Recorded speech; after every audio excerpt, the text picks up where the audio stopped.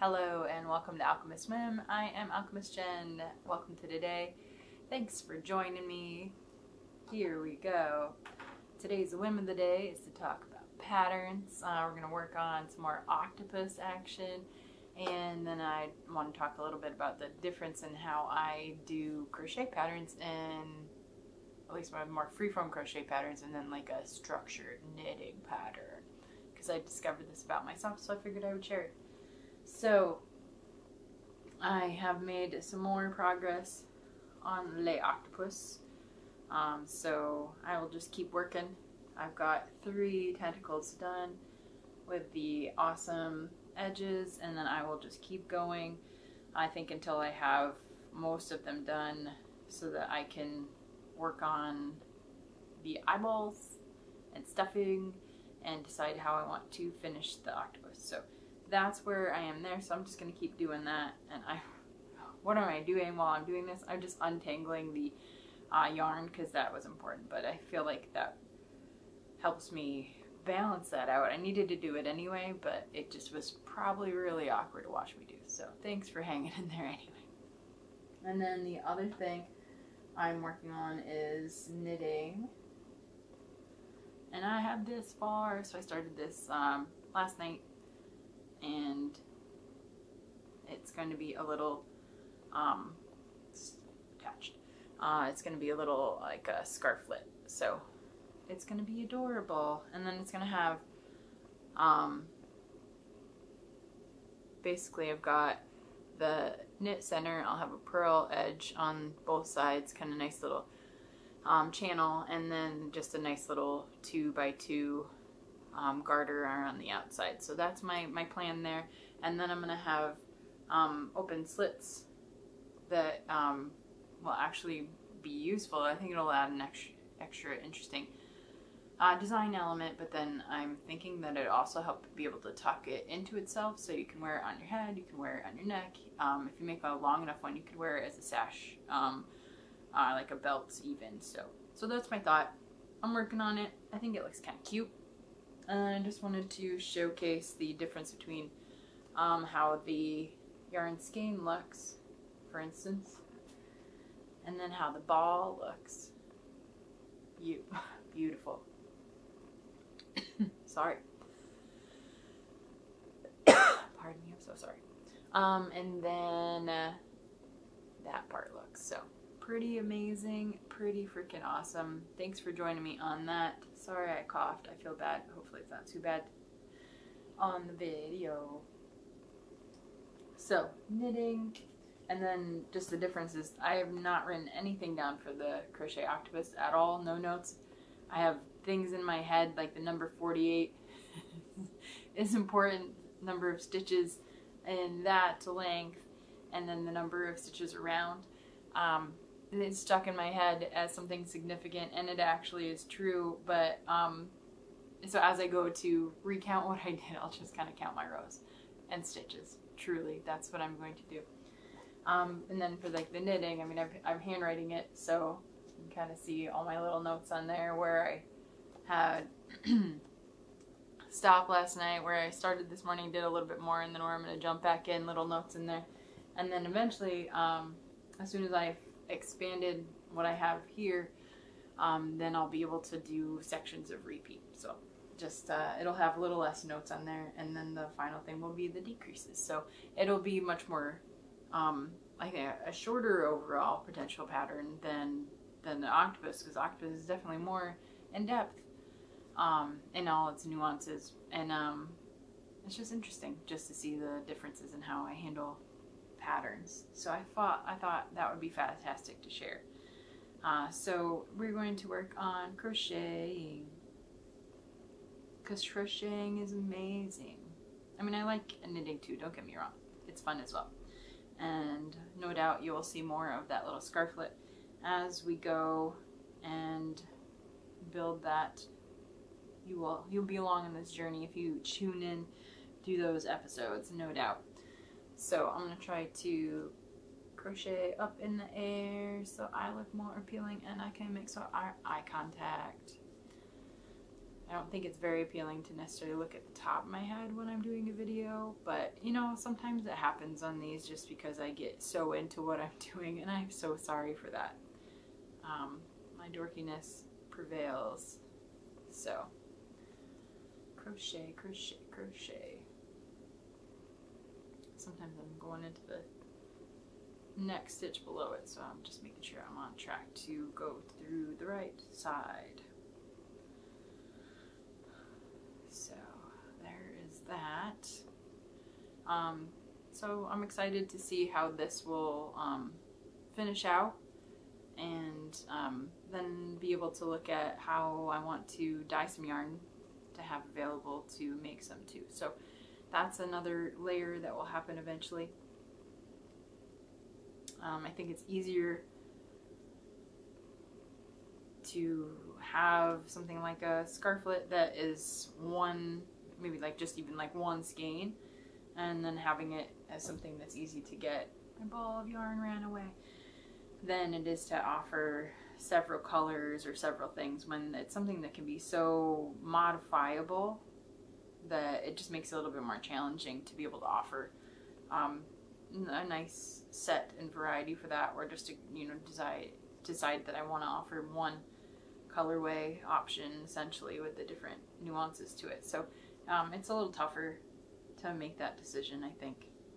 And then you know, if I were to say knit something with the more color options, being able to do like a fade or something with a gradient or a different flow of colors, I don't know, it's a different technique to be able to make a creature versus a wearable item sometimes. So needing different weights of yarn versus if you like made a big shawl and then you're just gonna do sections of that and do that, versus this has to be, you know, this size because this is the tentacle versus a design element and something larger. So it's really fascinating, like how much yarn, how much of the maroon yarn did I have, how much of the gray yarn did I have for this. So like for instance, I have the ball of the blue, so I probably used over half a, you know, a decent sized skein of that color. So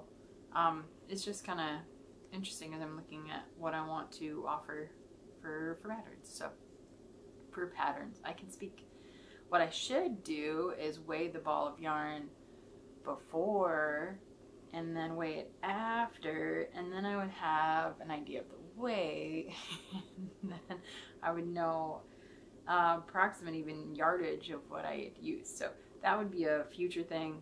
I'm using kind of yarn that I haven't dyed for this one. This is acrylic yarn, so it's a different thing too. So I'm doing the stitches and whatnot, gonna come up with my counts, and then I'm still gonna be able to make this again before I even come close to getting ready to publish and produce a pattern for it. So that's my reality there. I think that that's my thought process, is I would do one and then build a sample, and then from there, you know, kind of rework my pattern and tweak out some things. So, and then I should do that thing where I'm weighing out how much yarn I use, because that would be super smart.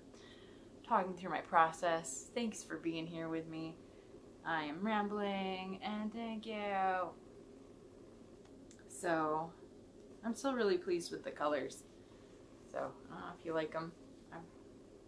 I think they're quite fun. It's quite a difference there, having the two tones kind of going on there. That light is really bringing some good depth and balance to it. It would also be interesting to do lighter colors and then do a dark border as well. So those are my thoughts on crocheting today and knitting today.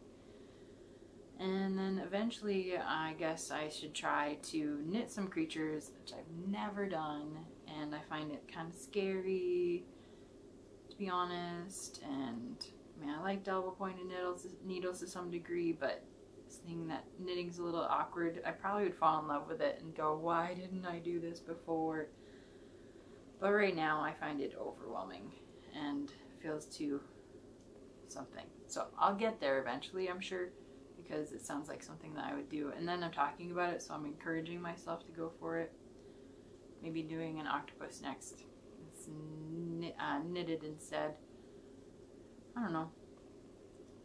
There are octopus patterns that are knitted, so I don't know. I mean, there's lots of crochet ones too. I guess I would still bring my own spin to it. I think that I'm coming up with excuses for things I don't need to come up with excuses for. Alright. Making some good progress. See how long it takes to crochet the edge here. So tells a lot about that time frame, how long it takes to build one of these. So that's pretty cool. You know, there's a lot of good time investment in there, but it comes out with a really cool thing. And this is a really good size creature too. He's not a small octopus. He's not tiny. He's big. Or she. I shouldn't assume that one. Going, and we shall see. It'll also be interesting to see what the gauge of different yarns will look like with this pattern. So if I were to use a thicker yarn, for instance, and then go back and use a thinner yarn and having the same creature, just a couple different sizes would be really cool too. I like having a pattern that makes it versatile, or just having that awareness that you can make it however you want to. And that gives you definitely, you know, options for your intended audience, but then options for how long it's going to take. Sometimes, I mean, you're still going to have the same number of stitches even if you do a bigger or smaller thing. Sometimes those stitches are more difficult if it's a smaller thing. You end up, you know, hunching over a little bit more or holding your hooks or needles tighter. So it's just kind of interesting. Keep saying interesting. There's so much variation, which is really cool. I like that. And sometimes I knit or crochet faster than other days too. I don't know if you find that with things that you do semi-regularly, that you are faster or slower at something on given days, depending on what else is going on, how you feel, other goodness like that. Alright, so I'm going to work to finish this one, so I'm going to talk a little bit more. I've got a few more inches to go. That's my plan. I figure I should be done with the video then. I think that sounds good, making it up as I go. I noticed though, I was looking at YouTube earlier today and I've made 50 videos. So that's pretty freaking cool. 50, or in this one's going to be 51, so pretty amazing. And you know, it's been a fun journey so far, and it's just going to keep going. I really enjoy being able to focus on my creative self, and you know, keep focused on making sure that I'm being that creative person that I want to be every day. Sometimes I get stuck in, you know, giving too much to my other job, or just not focusing on things for me that are, you know, creative and good for my head. So this is what helps me keep that focus on there. So I challenge you to think about what you might be able to do for yourself. It doesn't have to be a creative thing. It doesn't have to be like this at all. I just found that the act of putting a video out there, or you know, making it so it was more visibly accountable, something that wasn't necessarily hidden or something, might make it a little bit more interesting to be able to achieve my goals, to be more creative every day. So, and more focused on my own personal growth and stuff like that. So, thoughts, random things coming out of my mouth. Alrighty, so keep on stitching. I'm almost there. Almost there. So get this octopus closer to being to stuffing time, and closer to seeing what those eyes are gonna look like. I'll also have to find the right yarn, whether I want to do, I think I want to do like a 3D eye sticking out a bit, so I want to look into what that looks like. And then if I want to do like whites of the eyes, if I want to do black eyes with like blue lids to match the other part. So I have to make those decisions and see which direction I want to go there. So I will have that decided as well, so we can keep working on our octopus. Alright, I made it! Yay! Hurrah! There you go. So now there are 4, so I'm halfway through. Halfway through, pretty awesome. Thanks for watching today. That was the whim of the day. Tomorrow we'll see what the whim of the day is. It might be more of this. It might be something else I haven't even realized is a thing yet. So have a super day. Thank you so much for tuning in. Toodaloo.